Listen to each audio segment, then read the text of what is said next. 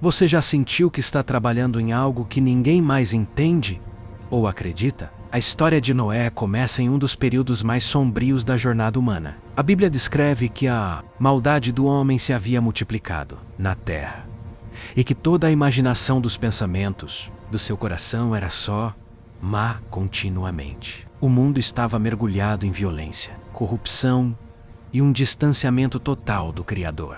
No meio desse caos ético e espiritual, apenas um homem foi achado justo e íntegro: Noé. Deus revelou a Noé um plano de julgamento, mas também um plano de salvação. Ele disse que traria um dilúvio de água sobre a terra para destruir toda a carne, mas que Noé deveria construir uma arca de madeira de gofer. Não era um pequeno barco de pesca, era uma estrutura colossal, com cerca de 135 metros de comprimento, dividida em andares e compartimentos. E aqui está o detalhe que torna essa história um teste de fé épico. Nunca havia chovido na terra até aquele momento. A terra era regada por um vapor que subia do solo. Noé foi chamado para se preparar para um fenômeno que ele nunca tinha visto e que a ciência da época não conhecia. Imagine Noé começando a construção no meio de uma terra seca. Cada martelada era uma declaração de fé e, ao mesmo tempo, um convite ao escárnio dos seus vizinhos. Durante décadas,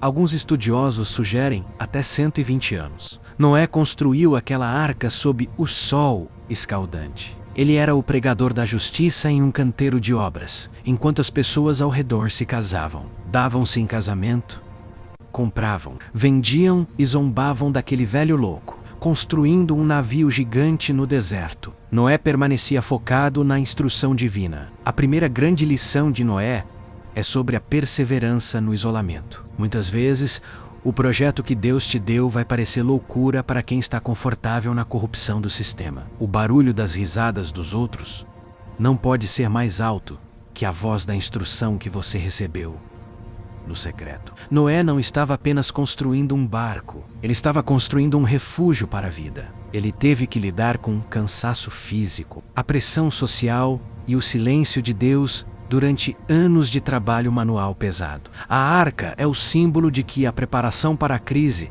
deve começar muito antes da crise dar os seus primeiros sinais. Se você esperar a chuva cair para começar a construir o seu barco, já será tarde demais. Noé nos ensina que a obediência detalhada, mesmo quando não faz sentido lógico, é o que separa os sobreviventes dos que serão levados pela correnteza. Ele preparou o sustento, separou os animais e seguiu as medidas exatas, centímetro por centímetro, porque ele sabia que, quando o céu mudasse de cor, a sua única segurança seria a estrutura que ele levantou com as mãos e com a fé. O dia finalmente chegou. Noé, sua família e os animais entraram na arca conforme a ordem de Deus, e então o texto bíblico traz um detalhe arrepiante. E o Senhor fechou a porta por fora. A oportunidade de salvação tinha um limite de tempo. Quando a porta se fechou, a janela da graça se encerrou para aquela geração. As fontes do grande abismo se romperam e as comportas do céu se abriram.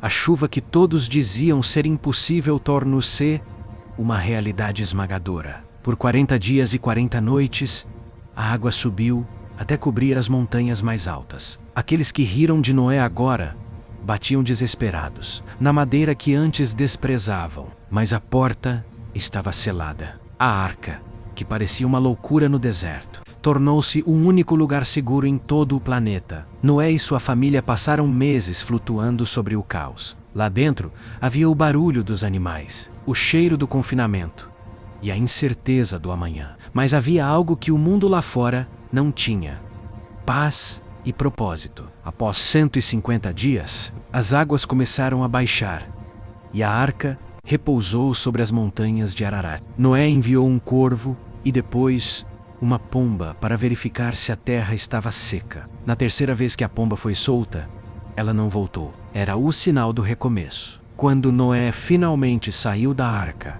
a primeira coisa que ele fez não foi construir uma casa ou plantar uma vinha. Ele construiu um altar e ofereceu um sacrifício de gratidão. Ele reconheceu que a sua sobrevivência não foi sorte, mas a misericórdia de um Deus fiel. Deus respondeu a Noé com a aliança do arco-íris. Ele prometeu que nunca mais destruiria a terra com águas de dilúvio. O arco no céu é o selo de que, depois da tempestade mais devastadora da sua vida, haverá uma promessa de restauração. A história de Noé termina com o mundo sendo repovoado, um novo começo para a humanidade, através de um homem que decidiu acreditar no invisível. A lição final para você hoje é: não pare de martelar. Não importa se o céu está azul e todos dizem que o seu projeto é perda de tempo. A sua arca é a sua vida com Deus, o seu caráter e a sua preparação. Quando as águas da crise subirem,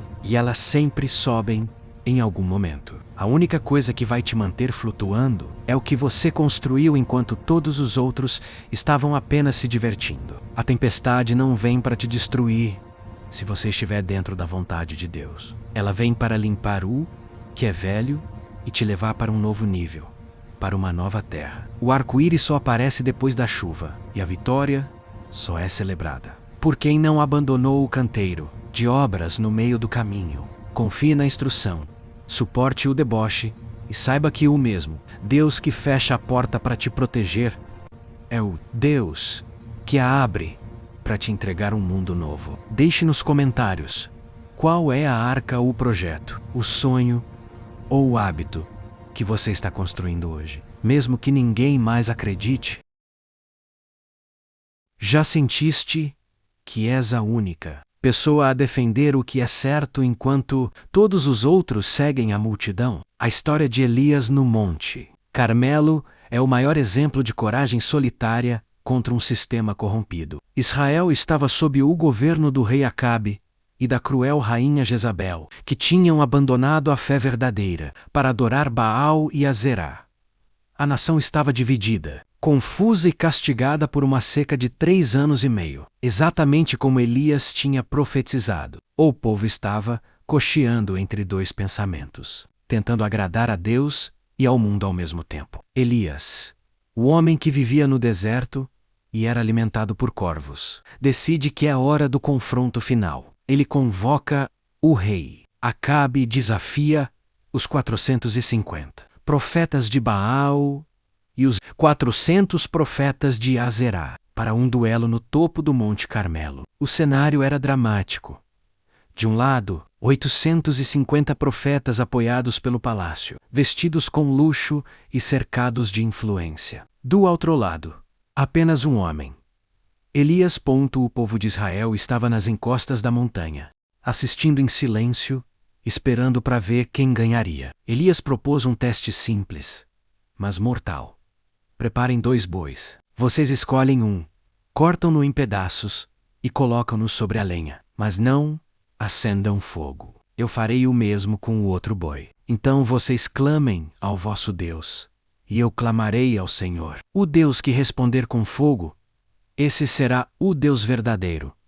O povo concordou. Era uma proposta justa e lógica. Se Baal era o Deus das tempestades e do fogo, ele deveria ser capaz de acender uma simples fogueira. Os profetas de Baal começaram primeiro. Desde o amanhecer até o meio-dia, eles gritaram, dançaram e saltaram ao redor do seu altar. Baal, responde-nos, clamavam eles. Mas o texto bíblico é cortante.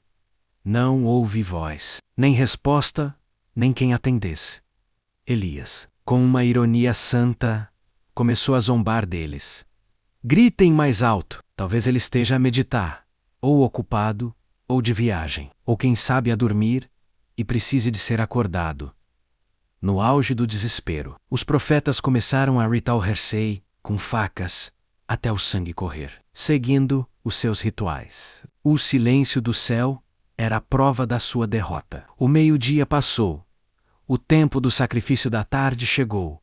E nada aconteceu. O sistema religioso, com todo o seu barulho e sangue, tinha falhado miseravelmente. A primeira lição aqui é clara. A verdade não depende do número de pessoas que gritam por ela. Podes ter o apoio de todo um governo e de toda uma cultura, mas se o teu Deus for uma invenção humana, ele ficará em silêncio quando o fogo for necessário. Elias observava tudo com calma, porque ele sabia que a sua confiança não estava no seu grito, mas na aliança com quem realmente governa os céus. Quando chegou a vez de Elias, Ele não começou a gritar. Ele fez algo muito mais significativo. Ele restaurou o altar do Senhor que estava em ruínas. Ele pegou 12 pedras, representando as 12 tribos de Israel, e reconstruiu o lugar de adoração. Antes de pedir o fogo, ele arrumou a casa. Muitas vezes queremos a resposta de Deus, mas o nosso altar pessoal, a nossa vida de oração e integridade está abandonado. Elias provou que a ordem precede um milagre. Para tornar as coisas ainda mais impossíveis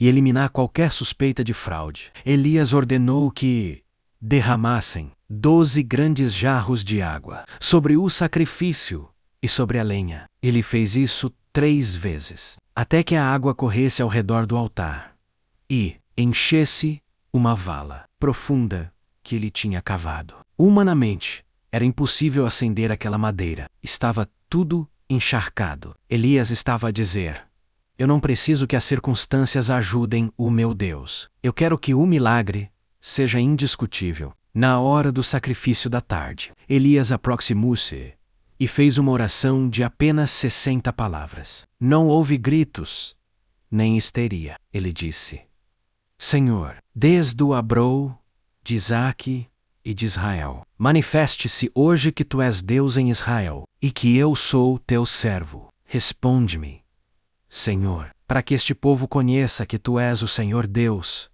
No momento em que ele terminou, o impensável aconteceu. O fogo do Senhor caiu do céu. Não foi uma pequena faísca, foi uma explosão divina que consumiu o holocausto, a lenha, as pedras e o pó, e ainda lambeu a água que estava na vala. O impacto foi tão violento que o povo de Israel caiu de rosto em terra, gritando: O Senhor é Deus! O Senhor é Deus! A confusão acabou. A dúvida foi incinerada. Elias ordenou então a execução dos profetas de Baal, limpando a nação da idolatria. Pouco depois, o céu escureceu com nuvens e uma grande chuva caiu, terminando com uma seca de anos. A vitória foi total. A lição final para ti é esta: o mundo pode estar a gritar, ao cultural pode estar a pressionar-te e pode sentir que és o único que resta. Mas se o teu altar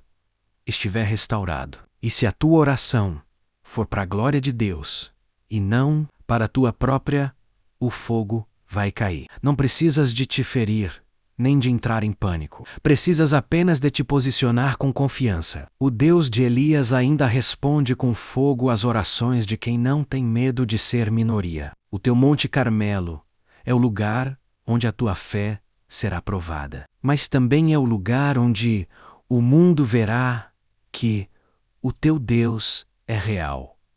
Prepara o altar, derrama a água da tua entrega e espera, porque o fogo está a caminho. Diga nos comentários: qual é o Baal, a mentira ou o medo que tu queres ver consumido pelo fogo de Deus na tua vida hoje?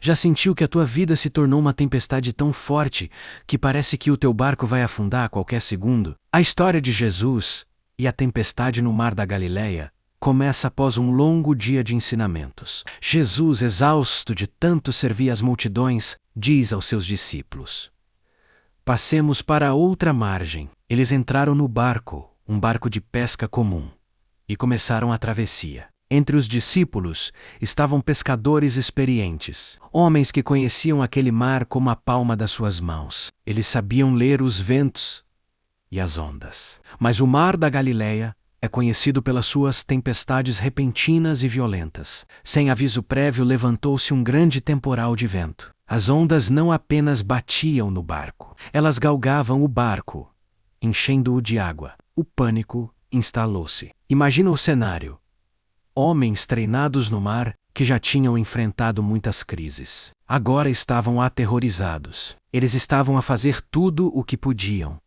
tirando água, ajustando as velas, remando com toda a força, mas nada funcionava. A natureza era mais forte que a habilidade humana. E onde estava Jesus? No meio daquele caos, do barulho dos ventos e do balanço violento das ondas. Jesus estava na popa do barco. dormindo sobre uma almofada. Este é um dos contrastes mais poderosos da Bíblia. O pânico absoluto dos homens contra a paz absoluta do Filho de Deus. Enquanto os discípulos viam a morte, Jesus via apenas um momento de descanso. Ou os discípulos, desesperados e talvez até um pouco indignados com a aparente indiferença de Jesus, acordaram-no com um grito que muitos de nós já repetimos em momentos de dor: Mestre, não te importa que morramos? Eles não estavam apenas a pedir ajuda, eles estavam a questionar o cuidado de Deus.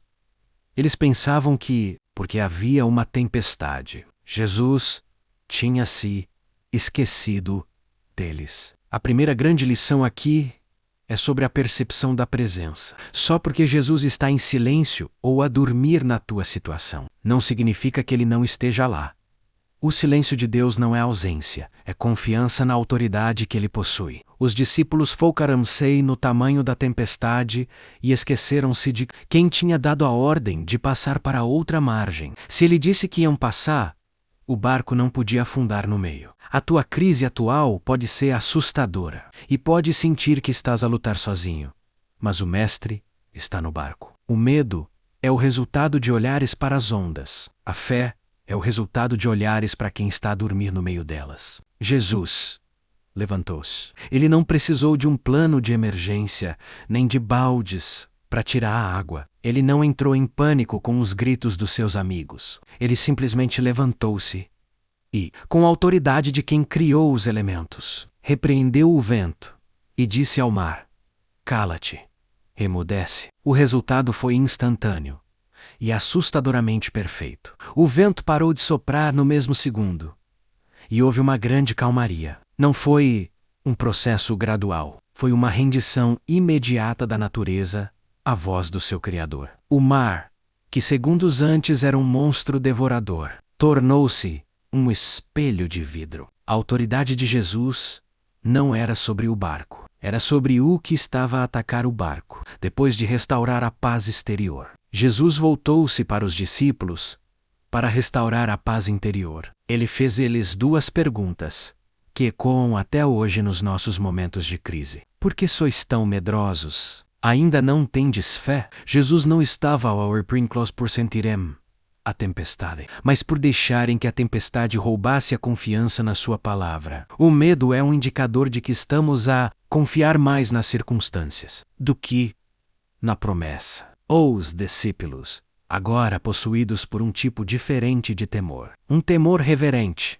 diziam uns aos outros: Quem é este que até o vento e o mar lhe obedecem? Aquela tempestade não foi um acidente. Foi uma sala de aula. Eles precisavam de ver que o Jesus, que curava os doentes e ensinava as multidões, era o mesmo Deus que governa as leis da física e da meteorologia. A tempestade serviu para revelar a verdadeira identidade de Cristo para aqueles que estavam mais próximos dele. A lição final para ti é esta: a tempestade que estás a enfrentar hoje não veio para te afundar, mas para te mostrar quem é que manda no teu março. Às vezes, Deus permite o vento forte para que tu possas ouvir a voz dele a dizer: Cala-te para o que te atormenta. Se Jesus está no teu barco, a tempestade pode até entrar, mas o barco não vai para o fundo. A tua única tarefa é confiar na palavra de quem disse: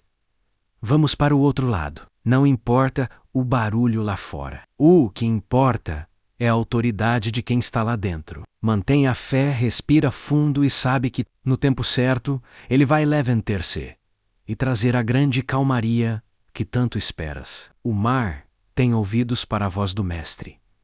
E a tua vida também. Deixa nos comentários qual é o vento que tu precisas que Jesus repreenda na tua vida hoje. Escreve: Mestre, eu confio, se acreditas no teu milagre. Você já sentiu que justamente no momento em que você mais precisava de acolhimento, todas as portas se fecharam para você? Hoje é véspera de Natal.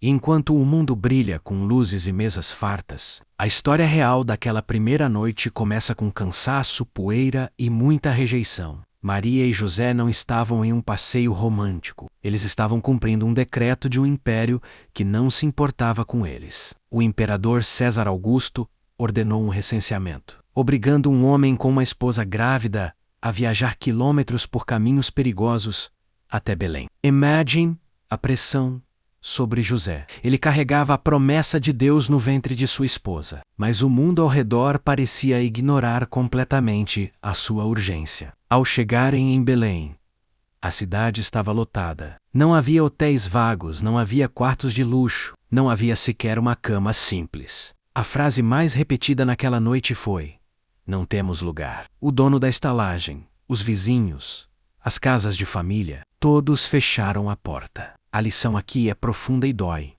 Muitas vezes, o seu maior milagre vai nascer justamente no momento em que o mundo te dar as costas. A rejeição não foi um erro de percurso, foi um teste de confiança. Maria, sentindo as dores do parto, e José, batendo de porta em porta, enfrentaram o silêncio de uma cidade que estava ocupada demais com seus próprios negócios para perceber que o Salvador estava batendo à porta. Você já se sentiu assim? Como se estivesse carregando algo grande, uma promessa, um sonho. Mas ninguém ao seu redor parece ter lugar para te apoiar. As vésperas de Natal nos ensina que o céu não depende da hospitalidade da terra para cumprir o que prometeu. Deus permitiu que as portas se fechassem em Belém, para que ficasse claro que o reino dele não pertence a este sistema de conveniências. Se você está passando esta noite sentindo-se sozinho, ou sentindo que não há lugar para os seus sonhos no cenário atual, lembre-se de José e Maria. Eles não desistiram no primeiro não. Eles continuaram caminhando até encontrarem o único lugar que estava aberto. Um estábulo, humilde. Às vezes, o seu. Não.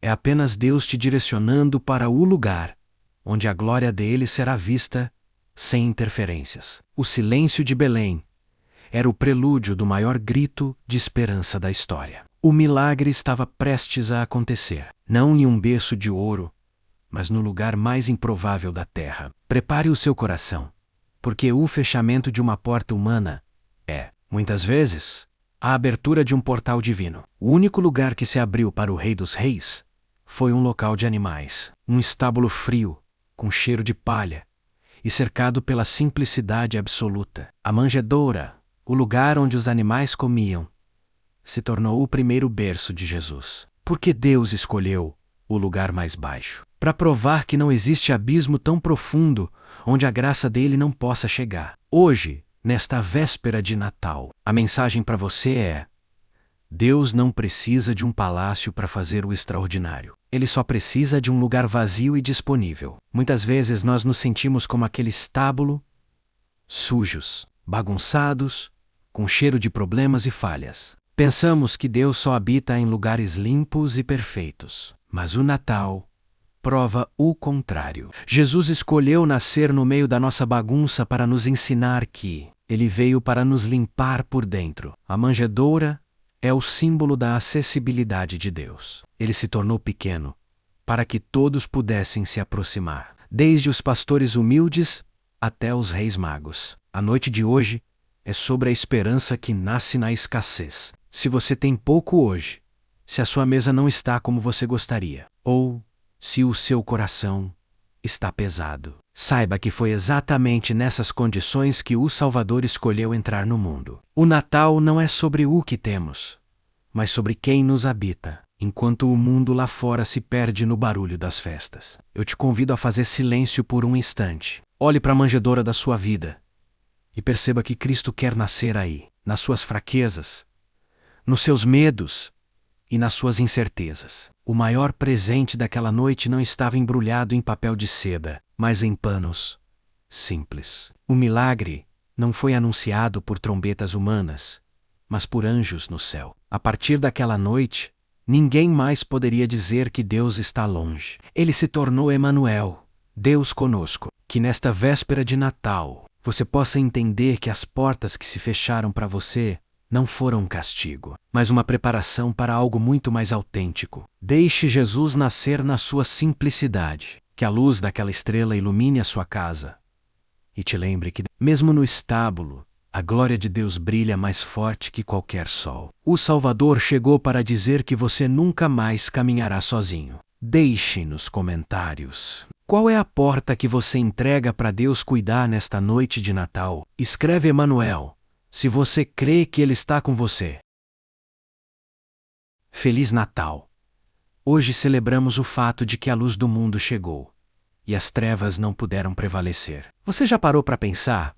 Para quem Deus enviou o primeiro convite para o nascimento de Jesus, Ele não enviou mensageiros aos palácios de Roma, nem aos centros religiosos de Jerusalém. Os primeiros a saberem da maior notícia da história foram pastores de ovelhas que estavam no campo, vigiando seus rebanhos à noite. Naquela cultura, os pastores eram vistos como pessoas comuns, muitas vezes desprezadas e consideradas impuras. Deus escolheu os esquecidos para serem as primeiras testemunhas da glória. De repente, o céu daquela noite de Natal explodiu em luz. Um anjo apareceu e disse as palavras que precisam ecoar no seu coração hoje. Não temais, porque eis aqui vos trago novas de grande alegria. Pois na cidade de Davi vos nasceu hoje o Salvador, que é Cristo, o Senhor.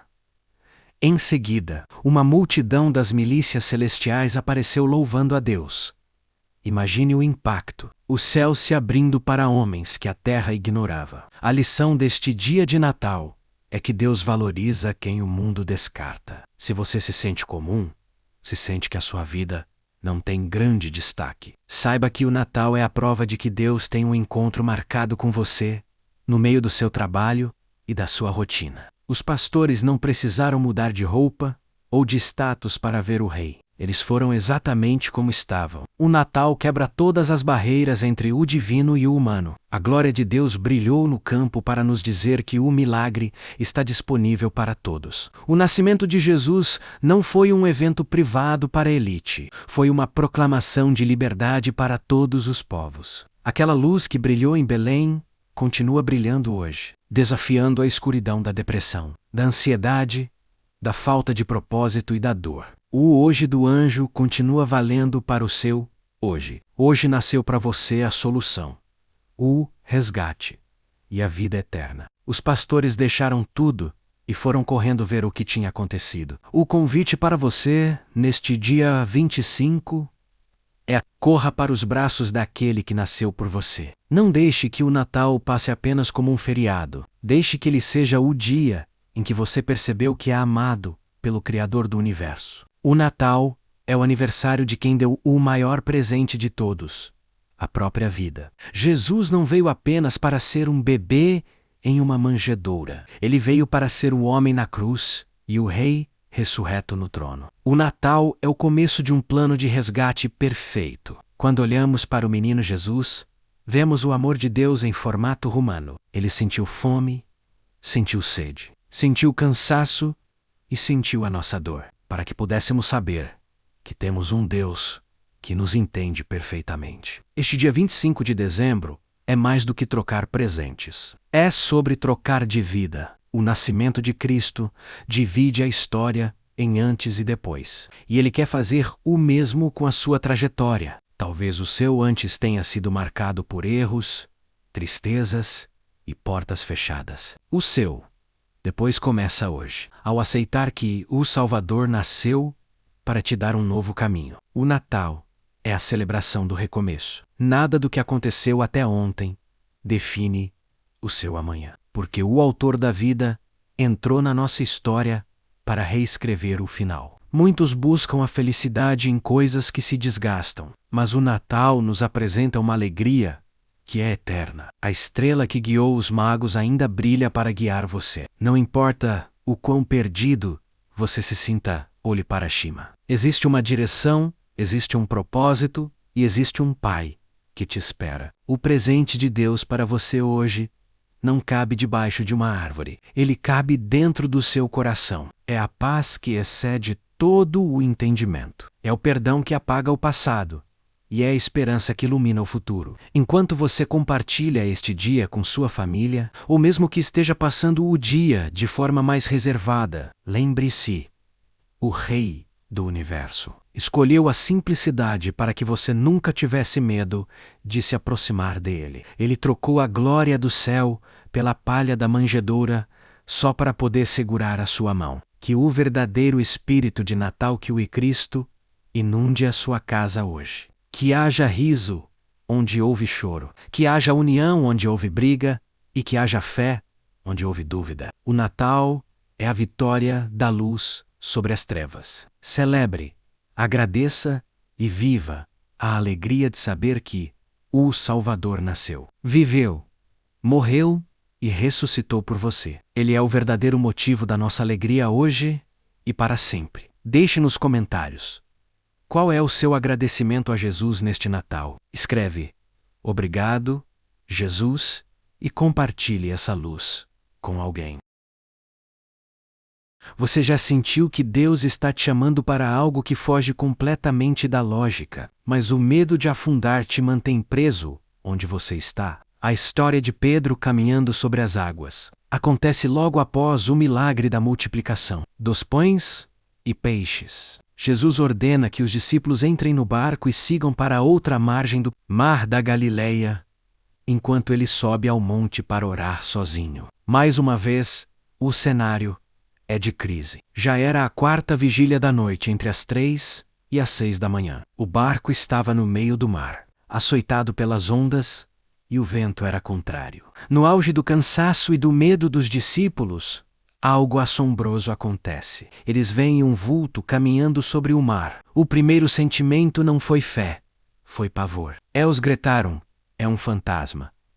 O medo distorce a nossa visão. Às vezes Jesus está vindo ao nosso encontro através do problema, mas nós o confundimos com um fantasma ou com uma tragédia maior. Jesus imediatamente os acalma com a frase que é a chave para qualquer crise: tende bom ânimo, sou eu, não temais. É aqui que Pedro se destaca de todos os outros 11 discípulos. Enquanto os outros estavam agarrados às bordas do barco, buscando segurança na madeira que estava sendo sacudida pelas ondas, Pedro faz um desafio ousado: Senhor, se és tu, manda-me ir ter contigo por cima das águas. Note que Pedro não pediu para caminhar sobre as águas por exibicionismo. Ele pediu para ir até onde Jesus estava. O milagre nunca é sobre o poder humano, é sobre a proximidade com o divino. Jesus responde com uma única palavra: vem. Sem explicações técnicas, sem garantias de que o vento ia parar. Apenas um comando. E o que aconteceu a seguir desafia todas as leis da natureza. Pedro desceu do barco. Imagine o silêncio e o choque dos outros discípulos. Pedro colocou o pé sobre o que deveria ser líquido e instável e encontrou uma base sólida. Ele começou a caminhar. A primeira grande lição é: o impossível só se torna possível quando você decide sair do barco. O barco representa a sua segurança humana, o seu salário garantido, a sua rotina controlada. Mas o milagre não acontece dentro do barco. O milagre acontece no mar revolto. Pedro provou que a palavra de Jesus é mais sólida do que o chão que pisamos. Ele não caminhou sobre a água, ele caminhou sobre a palavra: vem. Se Deus te deu uma palavra, você tem todo o suporte necessário para pisar no que antes te afogava. O medo dos outros discípulos os manteve secos, mas a coragem de Pedro o fez experimentar o sobrenatural. Você está pronto para soltar a borda do seu barco hoje? Pedro estava fazendo o que nenhum ser humano na história jamais fizera sozinho. Ele estava caminhando sobre as águas. Mas o texto bíblico nos revela o momento exato em que o milagre é interrompido por uma falha humana comum. Mas, sentindo o vento forte, teve medo e, começando a ir para o fundo, clamou dizendo: Senhor, salva-me. O que mudou foi o foco de Pedro, enquanto seus olhos estavam fixos em Jesus. A física se curvava à sua fé. No momento em que ele sentiu o vento, ou seja, no momento em que ele deu mais importância às circunstâncias do que à presença de Deus, ele começou a afundar. A dúvida é o peso que nos puxa para baixo. Muitas vezes nós começamos bem um projeto ou um passo de fé, mas no meio do caminho olhamos para as ondas da economia, das críticas ou das nossas próprias inseguranças, e começamos a submergir. Mas veja a beleza da resposta de Jesus. Ele não deixou Pedro se afogar para dar uma lição. A Bíblia diz que imediatamente Jesus estendeu a mão, segurou-o e disse: Homem de pouca fé, por que duvidaste? Jesus não questionou a coragem de Pedro de sair do barco. Afinal, ele foi o único que saiu. Jesus questionou por que ele deixou a dúvida entrar depois de já ter visto o milagre acontecer. O resgate de Jesus é instantâneo. Ele te segura no meio do seu naufrágio. Eles subiram ao barco, e no momento em que entraram, o vento cessou. Os que estavam no barco, que antes tremiam de medo, agora se prostraram em adoração. A experiência de Pedro serviu para que todos os outros reconhecessem a divindade de Cristo. A lição final para sua vida é: não tenha medo de afundar. Tenha medo de nunca sair do barco. Se você começar a afundar, clame. A mão que sustenta o universo é a mesma que te puxa para cima. A tempestade não serviu para destruir Pedro, mas para treinar a sua visão. A sua fé não é testada quando o mar está calmo. Ela é provada quando você decide caminhar, enquanto o vento sopra forte. Se você sentiu o chamado de Deus para um novo degrau, para um novo negócio, para uma mudança de vida, não olhe para o tamanho das ondas. Olhe para quem te chamou. O seu destino não é o fundo do mar. É o encontro com o Mestre sobre as águas. O vento pode até soprar, mas ele não tem poder sobre quem está segurado pela mão de Cristo. Deixe nos comentários qual é o passo de fé que você tem tido medo de dar. Escreve: eu vou sair do barco. Se você aceita o convite de Jesus hoje. Se você pudesse pedir qualquer coisa a Deus hoje, com a garantia de que seria atendido, o que você pediria? A maioria de nós pensaria em dinheiro, saúde para a família ou o fim dos nossos problemas imediatos. Mas a história de Salomão começa com um pedido que mudou o curso da história e o tornou o homem mais próspero que já pisou na terra. Salomão era jovem quando assumiu o trono de seu pai Davi. Ele não se sentia pronto. Ele se descrevia como uma criança que não sabe como sair nem como entrar. Ele estava diante de uma responsabilidade gigante: governar um povo numeroso e complexo em uma noite. Em Gibeão, Deus apareceu a Salomão em sonho e disse: pede o que queres que eu te dê. Imagine a pressão desse momento. Salomão tinha o cheque em branco do Criador nas mãos. Ele poderia ter pedido a morte de seus inimigos, uma vida longa ou tesouros infinitos. Mas Salomão fez algo brilhante. Ele reconheceu sua limitação e pediu: dá, pois, ao teu servo um coração entendido para julgar a teu povo, para que prudentemente disserte entre o bem e o mal. Salomão pediu sabedoria e discernimento. A resposta de Deus a esse pedido é uma das chaves mestras da vida financeira e espiritual. Deus ficou tão satisfeito que disse: visto que pediste isso, e não pediste vida longa, nem riquezas, nem a morte dos teus inimigos, eis que te dei um coração tão sábio e entendido, que antes de ti teu igual não houve, e depois de ti teu igual se não levantará. E aqui vem o segredo.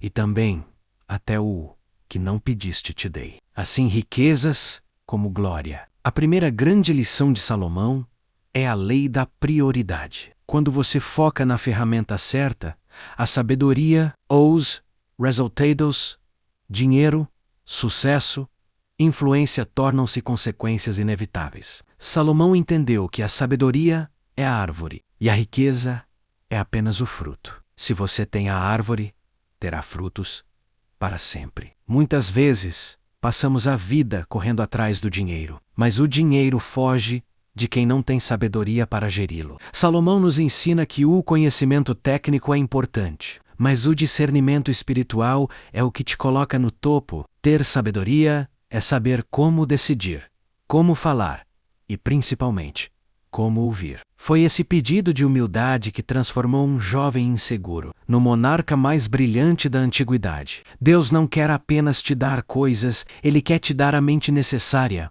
para governar sobre essas coisas. Se você quer mudar a sua realidade em 2026, pare de pedir apenas por alívio financeiro e comece a pedir pela sabedoria que cria soluções. A riqueza de Salomão não foi sorte. Foi o subproduto de uma mente alinhada com os princípios do alto. A sabedoria de Salomão não ficou apenas na teoria, ela foi testada imediatamente no caso mais famoso do direito bíblico: as duas mães e o bebê. Duas mulheres moravam na mesma casa e deram à luz com 3 dias de diferença. Um dos bebês morreu durante a noite e ambas reclamavam a posse do filho vivo. Não havia exames de DNA, não havia testemunhas, era a palavra de uma contra a outra. O povo olhava para o jovem rei, esperando para ver se aquela sabedoria era real. Salomão, em vez de entrar em debate sem fim, usou o conhecimento profundo da natureza humana. Ele ordenou: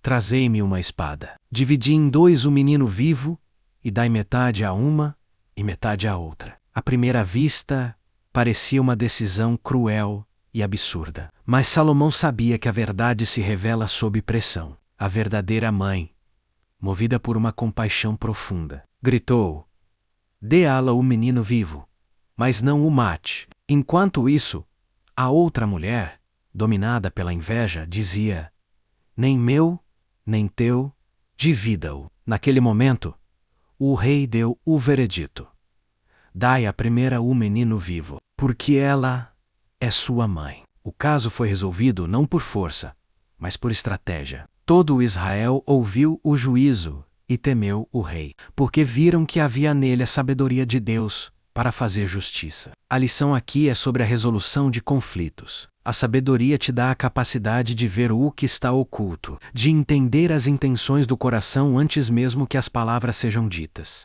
No mundo dos negócios, na família ou na carreira, quem tem discernimento ganha tempo e poupa desgaste. A fama de Salomão cresceu tanto que rainhas de terras distantes, como a rainha de Sabá, viajavam meses apenas para ouvi-lo. Ele escreveu milhares de provérbios e cânticos. Estudou a botânica, a zoologia e a engenharia. Sob seu governo, a prata em Jerusalém era tão comum quanto as pedras de rua. Mas, lembre-se, tudo começou com um joelho no chão e um pedido de ajuda para entender. A lição final para você hoje é: a sua maior conta bancária é a sua mente. Ouro e prata podem ser roubados ou perdidos, mas a sabedoria que Deus deposita em você é um patrimônio eterno. Se você se sente perdido nas decisões da sua vida, se não sabe como investir, como educar seus filhos ou como crescer profissionalmente, faça como Salomão. Ore a Deus por um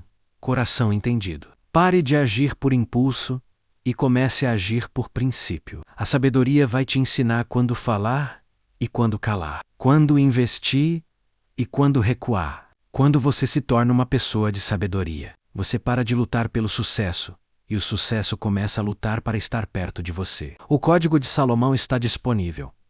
Busque primeiro o entendimento, e todo o resto será acrescentado à sua mesa. Deixe nos comentários. Se Deus te desse um cheque em branco hoje, você pediria sabedoria ou dinheiro? Escreva: eu busco a sabedoria, se você quer mudar de nível.